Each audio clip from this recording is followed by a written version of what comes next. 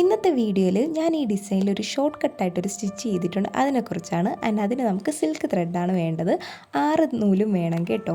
ഇതിൽ വന്നിട്ട് നമ്മൾ മൈക്രോ കട്ട് ബീഡ്സ് ഇട്ട് ലീഫ് ആര്യവർക്ക് ചെയ്യുമ്പോൾ അതിന് ചുറ്റുമായിട്ട് നമ്മൾ അതൊന്ന് ഹൈലൈറ്റ് ചെയ്യാനായിട്ട് ഒരു ആര്യവർക്കിൽ തന്നെ നമ്മൾ ചെയിൻ സ്റ്റിച്ച് ഇടാറുണ്ട്. എനിക്കത് ചെയ്യാനുള്ള ടൈം ഇല്ലാത്തതുകൊണ്ട് ഞാൻ സിൽക്ക് ത്രെഡിൽ തന്നെ നമ്മുടെ സൂചി നൂലുമായിട്ടുള്ള സാധാ ഹാൻഡ് എംബ്രോയിഡറി വരുന്ന ചെയിൻ സ്റ്റിച്ച് തന്നെ ജസ്റ്റ് ഒന്ന് ഇട്ട് കൊടുത്തു.